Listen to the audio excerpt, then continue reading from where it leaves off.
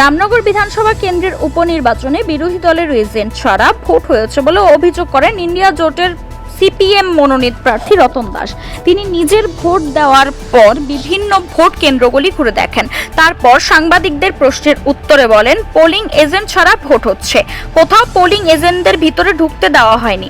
80 বছরের বৃদ্ধ লোকেদেরও বিজেপির যুবকরা ভোট দিতে দেয়নি। তিনি সার্বিক পরিস্থিতি নিয়ে নির্বাচন কমিশন ও বিজেপির বিরুদ্ধে তীব্র উষ্ণা ব্যক্ত করেন। তিনিও নির্বাচনকে প্রহসনে পরিণত করার অভিযোগ তোলেন। 26টা বুথে গেছি, একটা বুথে আমার এজেন্ট আশিস বাবুর এজেন্ট আছে, বাকি 25টা বুথে আমাদের কোনো এজেন্ট নেই, তাড়িয়ে দেওয়া হয়েছে। বললাম আমি প্রিসাইডিং অফিসারদের, এখানে যখন আমি ঢুকছিলাম একজন 80 বছরের ভোটারকে টেনে নিয়ে যাচ্ছিল দুজন যুবক। আমি তাদের দূর দিতে চাই না, আমি ওনাকে ধরলাম, আপনি কি করছেন? ওনাকে নিয়ে যাচ্ছে জোর করে, লাইনে দাঁড়িয়েছে। এই চলছে আর বিভিন্ন বুথের সামনে জটলা, নিয়ম নেই, 200 মিটারের মধ্যে জটলা বেঁধে রাখা, বাধা দেওয়া হচ্ছে। এজেন্ট ছাড়া ভোট হলে যা হয় তাই হবে।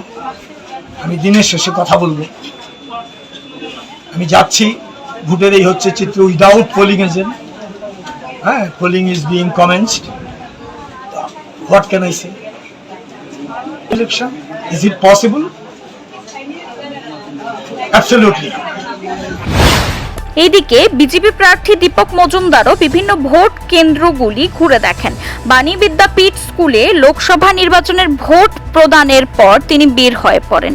বিধানসভা নির্বাচনে অবশ্য তিনি ভোট দিতে পারেননি, কারণ রামনগরে বাড়ি হলেও এই এলাকাটি ডিলিমিটেশনের পর বরদোয়ালি কেন্দ্রের অন্তর্গত।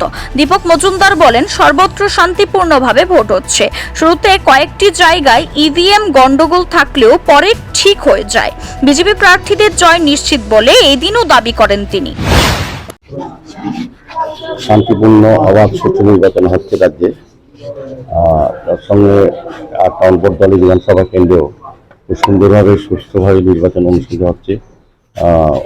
ব্যাপক উৎসব উদ্দীপনার সহিত আমি লক্ষ্য করেছি এটা আমার বরদোয়ালি বিধানসভা কেন্দ্রের প্রতিটি পুলিং স্টেশনে মানুষের ভিড় আছে, এবং রামনগরও যেহেতু আমি প্রার্থী, রামনগরের বিভিন্ন জায়গায় আমি ঘুরেছি, বিভিন্ন পুলিং স্টেশন সকাল থেকে প্রচুর সংখ্যক মানুষ ভোটদাতারা পুলিং স্টেশনে সকাল 4টা থেকে লাইন ধরে আছেন। আপনার বিরুদ্ধে যিনি প্রতিদ্বন্দ্বিতা করছেন রতন দাস, তিনি একেবারে সকাল বেলায় কিন্তু অভিযোগ করেছেন যে তিনি নিজেও নাকি ভোট দিতে যেতে পারেননি, সেখান থেকে বের করে দেওয়া হচ্ছে, ভোটের লুট চলছে।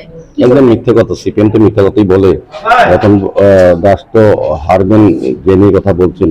ওনার সঙ্গে তো আমার অনেকগুলি পুলিশ স্টেশনে দেখা হয়েছে, অনেকগুলিতে দেখা হয়েছে, উনি গেছেন, উনি মিথ্যা অভিযোগ করছেন, বলছেন যে পুলিশ এজেন্ট বসতে দেওয়া হচ্ছে না। আদতে ওনার সঙ্গে লোক নেই। আমি তো বলেছি যে এখনো আপনাদের অন ক্যামেরা বলবো, যদি রতন দাস ওনার পোলিং এজেন্ট এনে দিতে পারে আমি নিজে বসিয়ে। আশিস সাহা বলছেন নিরাপত্তা বাহিনী মানে পুলিশ আর বিজেপি নাকি একসাথে মিলে ভোট লুট করছে। ওরা তো এই কথাই বলবে, কারণ হারবে তো জানে, হারার আগে এই কথাটা বললে পরে অন্তত এটা সন্তুষ্টি মানুষের বলবে যে জোর করে হারিয়ে দেওয়া হয়েছে। এমনিতে মানুষ ওদেরকে হারাবে। আজকের দিনে দাঁড়িয়ে কোনটা লোকসভা এবং বিধানসভা তো সপ্তাহে 100% উপর আমরা আশাবাদী। প্রসঙ্গত, রামনগর কেন্দ্রে 49টি বুথ রয়েছে। প্রতিটি বুথেই সকাল থেকে ভোটারদের দীর্ঘ লাইন লক্ষ্য করা যায়। Siri TV, channel for news and entertainment.